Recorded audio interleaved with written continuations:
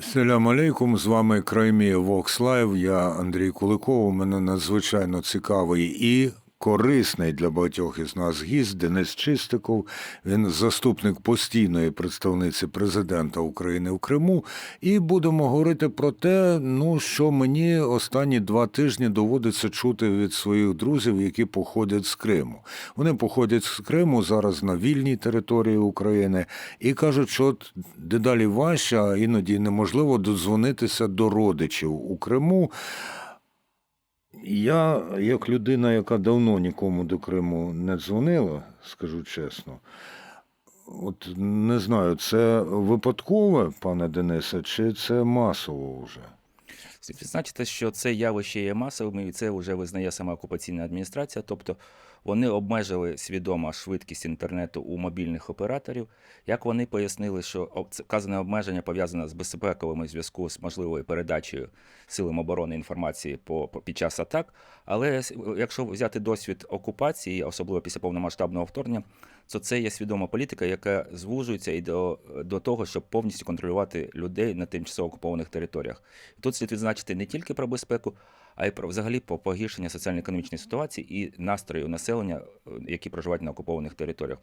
Вже з цього року вже це фактично виявляється в тих ситуаціях, ми вивчаємо, оскільки економіка погіршується, і люди вже хоч бояться, але в них невдоволення зростає. Ми це бачимо, виходячи з комунікації з мешканцями окупованих територій. І це вже інструмент моніторингу і контролю за людьми і їхніми настроями.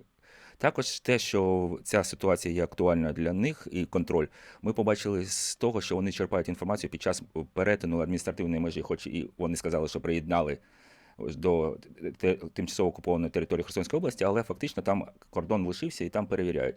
І якщо взяти статистику справ, які порушуються за дискредитацію російської армії, то 60% справ – це за отриману інформацію під час перетину з телефонів громадян, які перетинають, вони перевіряють, і навіть та видалена інформація, яка в телефонах, вони все ж таки можуть її відновлювати, і це стає підставою для порушення справ. Тому це не про безпеку, безпеку, але для них, але не про безпеку від безпілотника, а саме існування окупаційного режиму.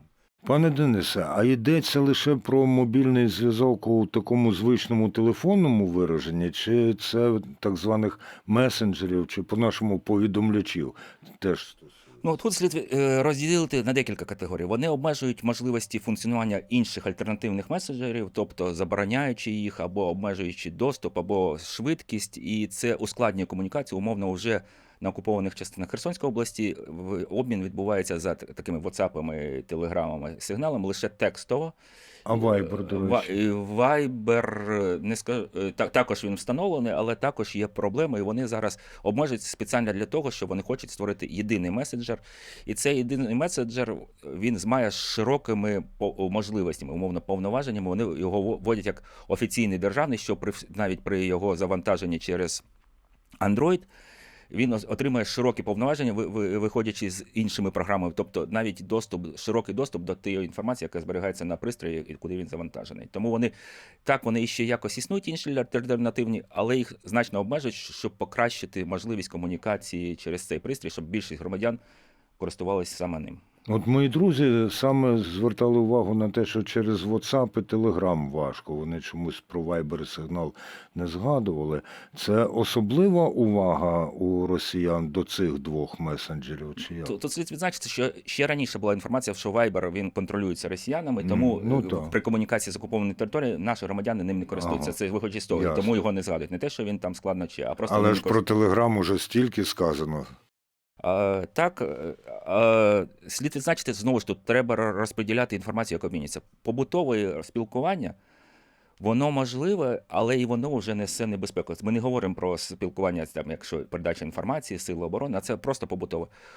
Оскільки ми розуміємо, що навіть про настрої і невдоволення це вже переслідується на території Російської Федерації. І тут вже, знову ж таки,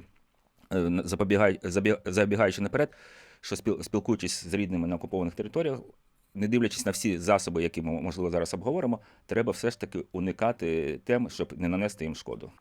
І тоді докладніше про цей МАКС, той месенджер, який нав'язують росіяни зараз на окупованих територіях, і, наскільки я знаю, на російській території теж. Слід відзначити, що активна реклама на тимчасово окупованій території почалася наприкінці липня, початку серпня. Про їх встановлення і те, що гарний цей приклад заявили гауляйтери з Севастополя, Криму і Сімферополя. Крім того, на території Росії він з'явився раніше, і це тоді його активно рекламували ще навесні так звані лідери думок, але різні молоді. Про його небезпеку, що саме цікаво, говорить молодь і в Криму. Навіть школярі в Криму вже знають, що це небезпечно. Вони комунікують, що не встановлювати його і спілкуватися альтернативними способами. Про альтернативні ми поговоримо пізніше. І тому ми розуміємо, що... Але не набагато пізніше, бо це дуже важливо. І це вже говорить про те, що навіть він ще не запустився, а вже молодь розуміє, що про небезпеку.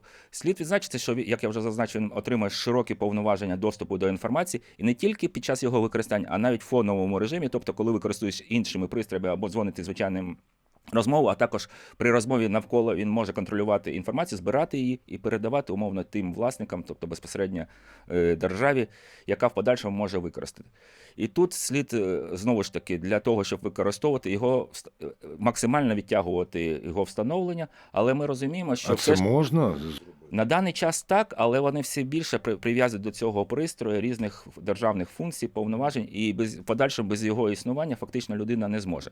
Тому, якщо все ж таки настане той момент потрібності його встановлення, треба його використовувати з окремим пристроєм.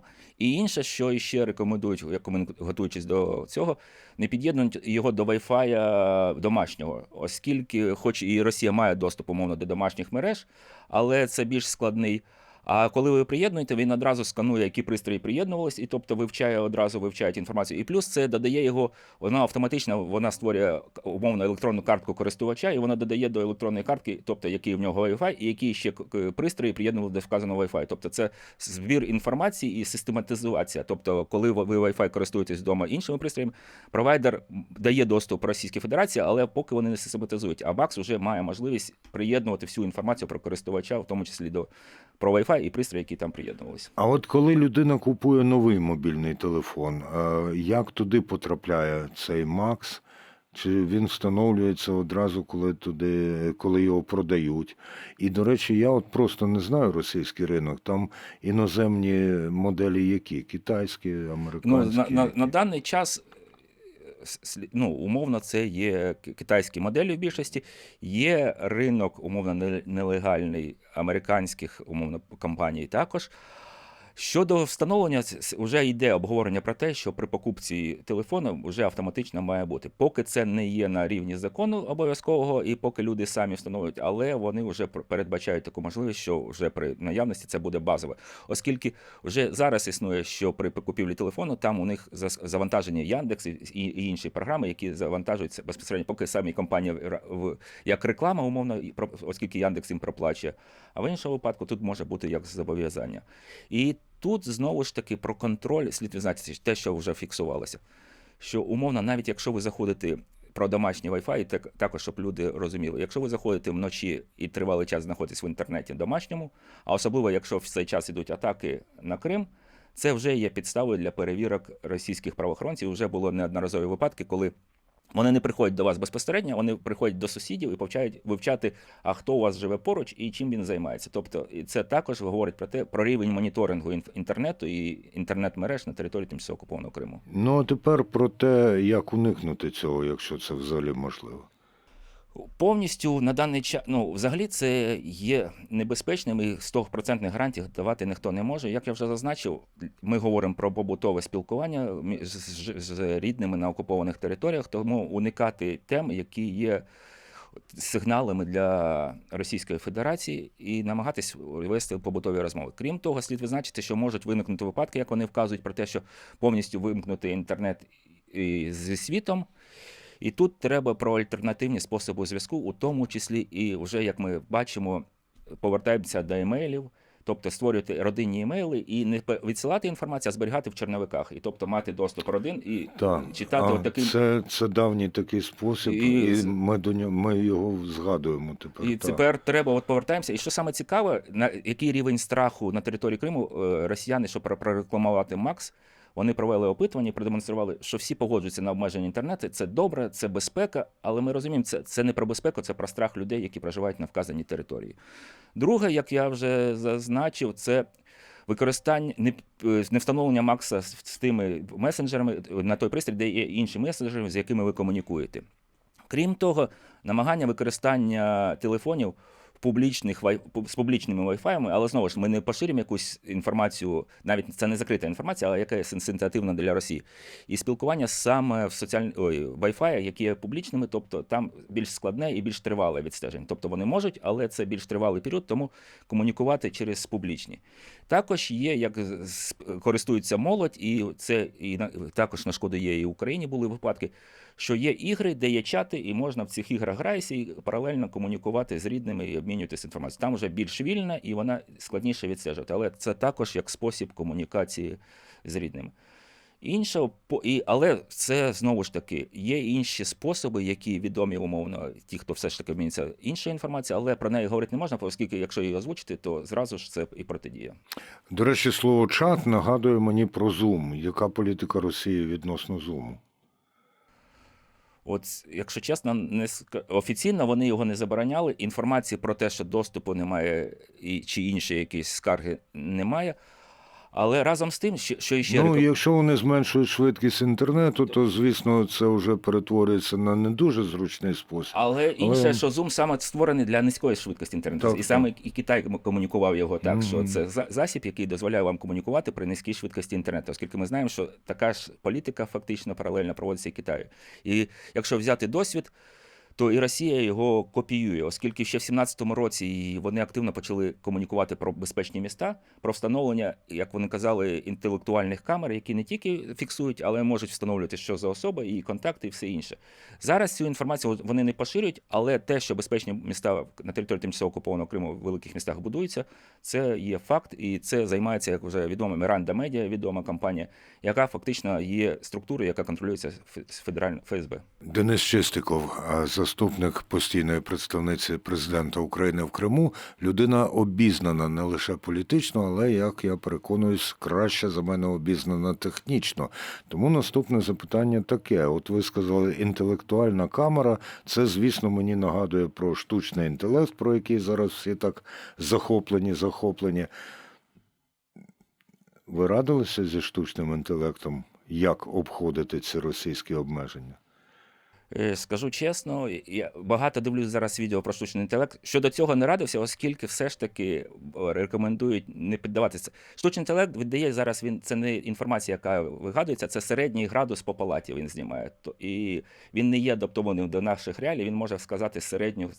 Тому я користувався більше з фахівцями в цій темі, але поки не звертався. Так, я, до речі, хочу застерегти тих, хто дуже вірить у штучний інтелект. От саме те, що пан Денис сказав, він видає інформацію на підставі того, що вже все відомо, там нових рішень, я вважаю, ви не дістанете. І нещодавно, здається, Олександр Хара говорив, що, до речі, його Хара, насправді треба називати, як він мені сказав, говорив, що китайський штучний інтелект вам не розповість про події на площі Тяньаньмень або про щось таке інше, що зашкодить нинішній владі. Так само, я думаю, що російський штучний інтелект не буде розповідати, так само, як обійти. Як Глоб не розповідає про Маска. Угу, точно. І незважаючи на терор, на стеження, на небезпеки, якщо ми намагаємось не встановлювати або не використовувати цей МАКС, у людей має бути внутрішній спротив. Та? Тобі нав'язують це. Які інші, крім такого нав'язування, засоби Росія використовує, щоб людей переконати, ти маєш встановити МАКС? Як я вже зазначив, що вони будуть обмежувати доступність до послуг соціальних, медичних, освітніх без встановлення, а також вони активно нав'язують, як умовно, не тільки через адміністративний персонал, а вже навіть ми розуміємо вплив церкви на території Російської Федерації. І зараз, в серпні, вже на території тимчасово окупованого Криму в проповідях попи вставляють елемент про те, що нібито це навіть Бог рекомендує, настільки це, я не можу підібрати слово, але... Блюзнірство. відбувається і нав'язування цього пристрою. Бог, який спілкується з людиною через оцей застосунок, це, звісно, так. Ну і ще одне, так, пане Денисе, наскільки вписується оцей наступ на, скажімо так, інтернет-свободу в інші заходи, наскільки його місце, воно важливе, воно побічне, воно на додачу, чи на ньому можуть, до речі, випробовувати суспільну реакцію? Тут декілька факторів треба розподілити. Як і я вже комунікував знову ж з іншої теми, але Крим є територією випробувань обмеження прав, яка далі поширюється на всі території. І це підтверджують у тому числі експерти, фахівці і ті, хто проживають. І ті, хто вивчають Росію, вони кажуть, що це є майданчиком, полігоном і подальше обмеження. Навіть, як кажуть ці ліберальні, хороші русські, які зараз виїхали, вони не вірили про те, що це буде на території Росії те, що відбувалося в Криму. А зараз вони кажуть, да, це правда. І знову ж таки, і про те рівень обмежень, який може досягнути, говорить про те, що вже росіяни, які виїхали, вивчають можливість доносити інформацію зі світу на територію Російської Федерації. Щоб ви розуміли, вони передбачають, що можуть обрізати повністю інтернет, тому будуть створювати шлюзи, якісь сервери в Росії, і на флешці будуть привозити новини, які будуть завантажувати, і які будуть поширитися на території. І це вже не те, що якась видумка, а це вже розробки робляться про те, щоб на флешках возити. Тобто інформація буде штучним продуктом, і її вартість. І це про рівень того, наскільки Росія боїться правдивої об'єктивної інформації про реалії, які відбуваються в світі, а не та пропаганда, яку вони доносять своєму каналу.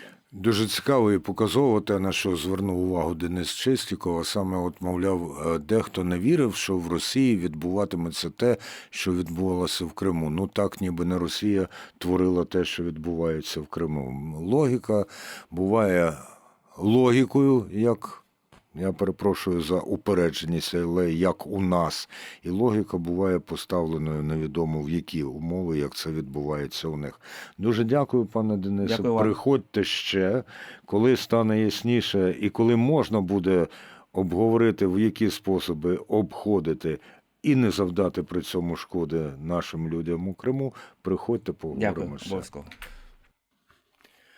Ну, а для розмови з нашим наступним гостем, учасником, експертом, треба вдягти навушники, бо Костянтин Корсун, експерт із кібербезпеки, приєднується до нас відстанєво. Дуже дякую, що ви з нами. І я так розумію, що ми зараз з вами у безпечному відстанєвому зв'язку. Це відносно. Навіть це відносно, так? Безпека визначається лише співвідношенням того, наскільки вас хочуть позбавити безпеки, і скільки ви маєте сил, засобів та бажання оцю загрозу тримати до себе подалі. Пане Костянтине, до вас, як до фахівця, запитання одразу таке. Ми почнемо з того, як все ж таки зідзвонюватися з рідними на окупованій території Криму, якщо блокують росіяни дзвінки в Телеграм і WhatsApp, чи базові правила цифрової гігієни для тих, хто спілкується з рідними в окупації? От я певен, що ви краще за мене знаєте, з чого почати. Почати треба завжди з базових правил персональної кібергігієни і застосовувати їх. Наприклад, одне з них – постійно використовувати VPN. Причому VPN не безкоштовний, тому що недавно була історія нещодавно про те, як зловживали безкоштовним VPN-ами, крали дані користувачів.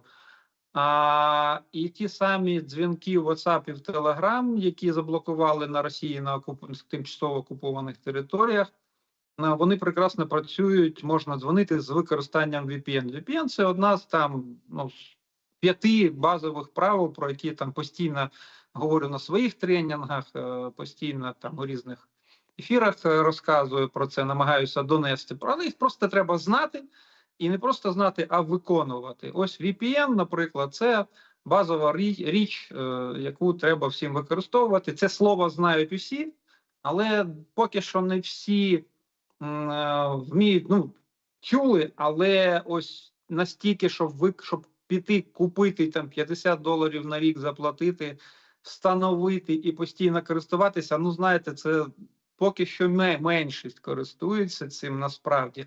Ось для росіян і мешканців тимчасово окупованих територій це вже стало необхідністю. Російська влада фактично примушує їх до цього. Ну, є, звісно, ще там купа, до речі, менш відомих і дуже безпечних месенджерів, але люди про них просто не знають. Наприклад, Тріма, наприклад, Wire, наприклад, Session, дуже популярний там за межами України. А от Simplex. є велика репутація у Сигналу. Що скажете про Сигнал? Сигнал це свого роду лідер, еталон галузі. Угу. І, зокрема, принаймні, щонайменше стосовно безпеки, тому що це месенджер, який безпеку ставить на перше місце, а зручність уже там на друге.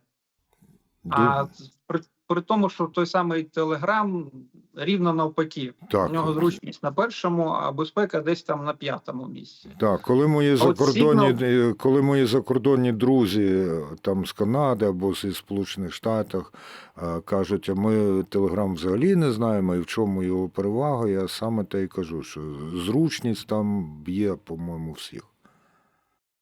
Так, безпека, ну тобто все будувалося на зручності, на швидкості. Відсутність шифрування, воно трафіку, я маю на увазі, між користувачами, воно уповільнює цей трафік. Телеграм свідомо дуро від цього відмовився, і завдяки цьому Телеграм швидкий, дуже швидкий і дуже легкий, як кажуть про нього, але абсолютно не захищений ні від кого. Тому, ну, і менше з тим його все одно дзвінки блокують, тому що там паттерни його відомі, як він працює, всі ті протоколи і так далі. А з VPN все працює, тому одне з базових правил особистого кіберзахисту – це використовувати VPN.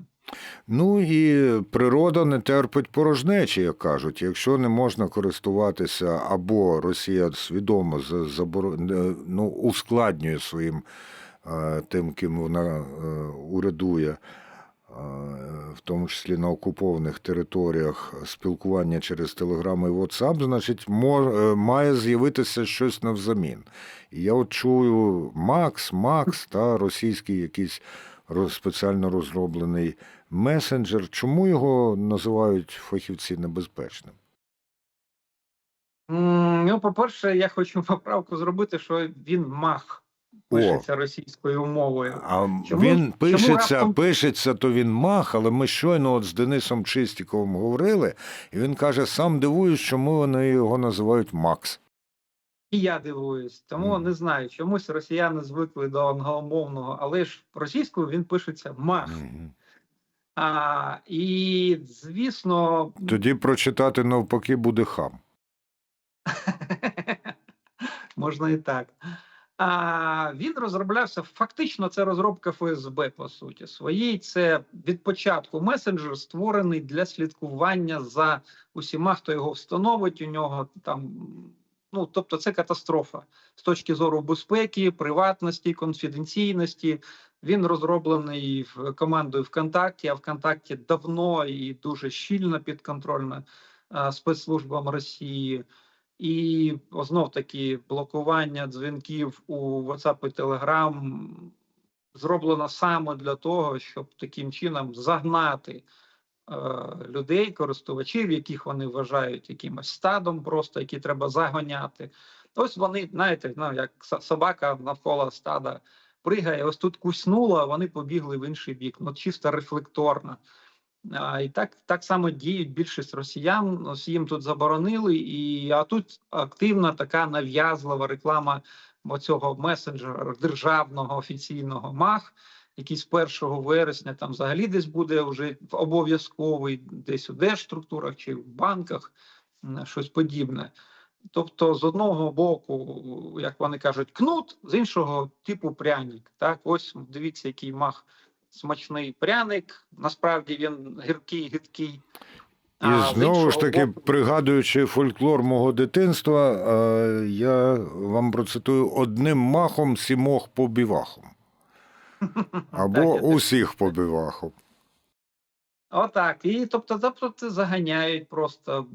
При тому існує, наприклад, той самий Google Meet. Він безкоштовний, можна ним користуватися, і відеодзвінки нормальної, в принципі, якості. Тобто Ще багато є різних варіантів, як робити дзвінки. Треба з ними цікавитися, але люди в більшості своїй так не дуже цікавляться, особливо коли йдеться про особисту кібербезпеку.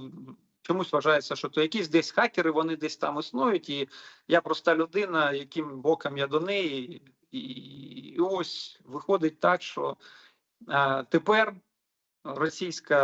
ось ці чиновники, вони змушують росіяни, мешканців тимчасово окупованих територій України, значно більше цікавитися кібербезпекою.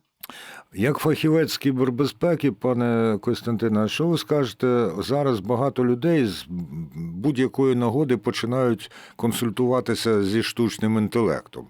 Наскільки це доцільно, в тому числі з погляду на безпеку? Російський штучний інтелект комусь стукне про те, що ви хочете обійти оці обмеження? Щоб мати російський штучний інтелект, потрібно спочатку мати російський натуральний інтелект, а з цим у них прям проблема, прям біда. А з іншого боку, вони широко використовують безкоштовні загальнодоступні американські моделі, великі мовні моделі, і китайські великі мовні моделі. З точки зору особистого використання, я б рекомендував дуже обережно до цього ставитися. Лише застосовувати його у галузях, в яких ви орієнтуєтеся, ви більш-менш знаєте цю тему, але не можете в голові тримати усі там дрібні факти, події, тенденції і так далі. Ви можете запитати, але обов'язково не можна вірити штучному інтелекту на слово, скажімо так, дуже просто. Подивилися результати, які він видає, треба перевіряти, хоча б точково. Тому що все ще мовні моделі галюцинують, причому і ніхто не знає, коли саме. Він може 10 разів вам дати правильну відповідь, 11 раз ви йому повірите, а він вас в халепу втягне. І ви візьмете його результати і покладетеся на них для прийняття якогось важливого рішення, а воно виявиться невірним, і ви можете постраждати. Тому так, і з урахуванням цього оцей штучний інтелект, великі мовні моделі, їх можна використовувати як на добро для захисту, так і на зло. Зараз великі мовні моделі масово і широко використовуються для кібератак, для кіберзлочинів, для шахрайства, там різне від сканування портів до написання скриптів там, і автоматизації атак. Тому, знов ж таки, він іще не досконалий, скажімо так, іще жодна мовна модель, і навіть остання версія ChatGPT 5, вона вже так за старта себе дуже там погано показала і має безліч проблем. Тому я думаю, що кілька років ця галузь ще буде активно розвиватися, а розвиток він передбачає кілька помилок, причому визнаних помилок.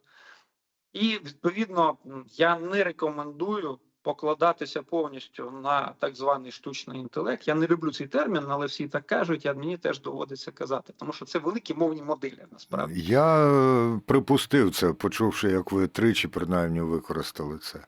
І хотів сказати, що от що називається і є справжній фахівець. Говорите навіть не дуже знайомими словами для мене, а все зрозуміло.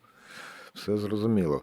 І тому, пане Костянтине, отак, щоб і я зрозумів, і наші глядачки і глядачі, наскільки є способи уникнути того стеження, використовуючи МАХ, чи взагалі нема?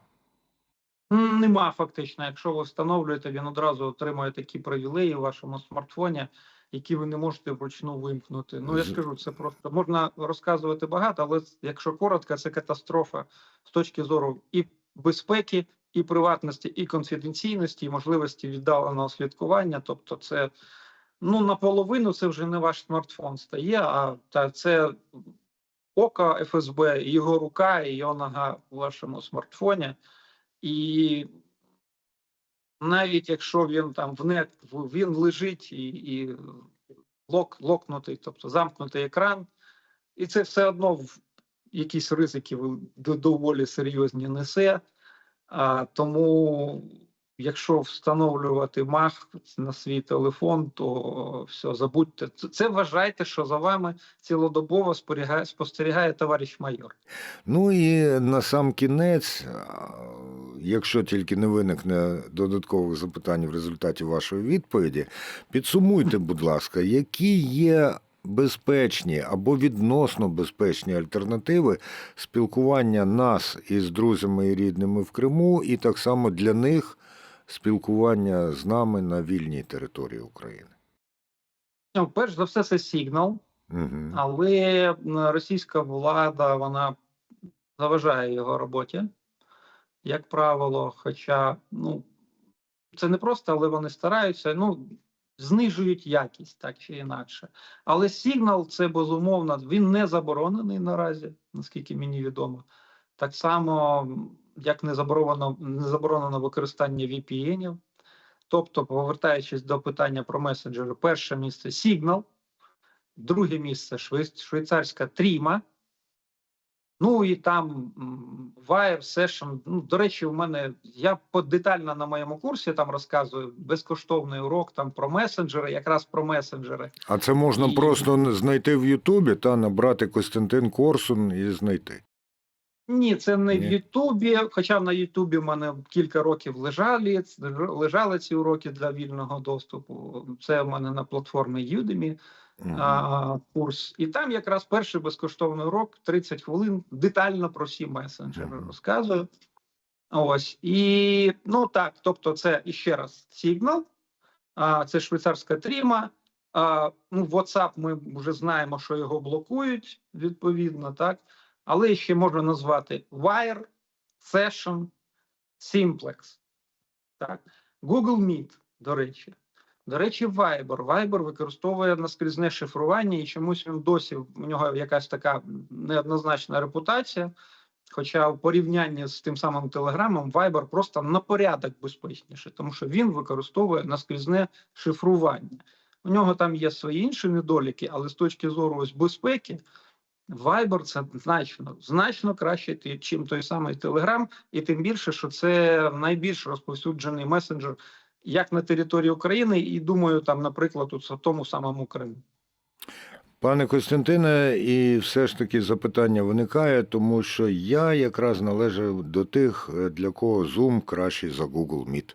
Тому кілька слів про Zoom. Чому би ні? Чому би ні? Власне кажучи, Zoom нормальне, використовує шифрування, в принципі. Там я ось не можу зараз пригадати, чи там для групових якихось дзвінків є в них наскрізне шифрування автоматичне. Якісь там були з цим проблеми, я вже давно не цікавився. Але Zoom – це американська розробка американської компанії. Спочатку там без шифрування було, нарікання були, вони потім запровадили поступово це шифрування. Тому Zoom це більше, знаєте, такий корпоративна штука. У нього, здається, там 40 хвилин безкоштовних перших. Хто любить і поговорити довше, тому треба буде платну версію придбати. Але чому ні? Немає нічого проти Zoom. Можна насправді поговорити 40 хвилин, сходити в туалет, випити кави, поговорити чергові 40 хвилин, або ж 80 хвилин без перерви досить важко витримати. Пане Костянтине, дуже-дуже вам дякую. Гадаю, що до мене приєднаються і ті, хто дивився, і дивитиметься ще цю розмову. І все ж таки останнє запитання. От ми тут так саркастично поставилися до російського і штучного, і природного інтелекту. А в Україні дуже гарна репутація, принаймні в Європі, з так званих IT-технологій, що у нас український повідомляч, український штучний інтелект, тому що природнього нам же ж не позичати. Знаєте, за останні 10 років часто я чую заклики створити українську операційну систему вітчизняну соціальну мережу, тому що є претензії до інших, український месенджер, український антивірус. І ось нова тема – це український штучний інтелект. Або ж велика мовна модель. велика мовна модель. Дякую, що ви теж на моєму боці. з Ну цього так приводу. впливає теж. Окей, супер. Так ось я кажу, що ось це розробка всього вітчизняного, національного, українського. Це утопія, по-перше. По-друге, це хибна така некорисна ілюзія. Насправді, всі ці речі, такі глобальні продукти, вони якраз і розробляються глобально з прицілом на міжнародний, на весь світ, на міжнародний ринок.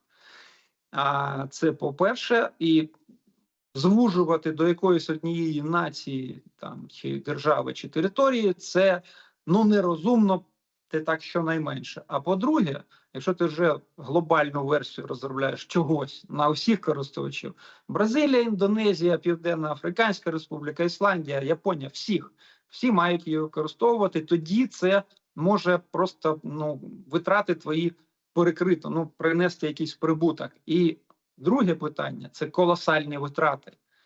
Будь-яка розробка ось такого глобального масштабу – це колосальні витрати, і я категорично проти, щоб ті витрати лягали на платників податків, наприклад. Це має бути виключно приватна компанія, яка ризикує величезними мільярдами доларів, а виключно своїх грошей, а не чужих.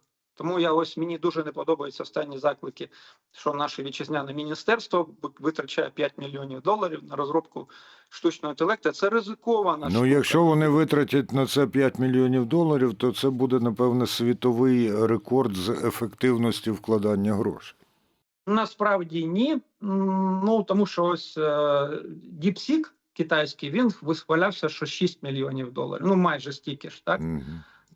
І там був дуже велика, цікава історія, як почали кричати: ось він, рекордно малі гроші. Це копійки, насправді, в порівнянні з OpenAI, тим самим, які там мільярди, десятки мільярдів вже витратив, а ще 100 збирається витратити.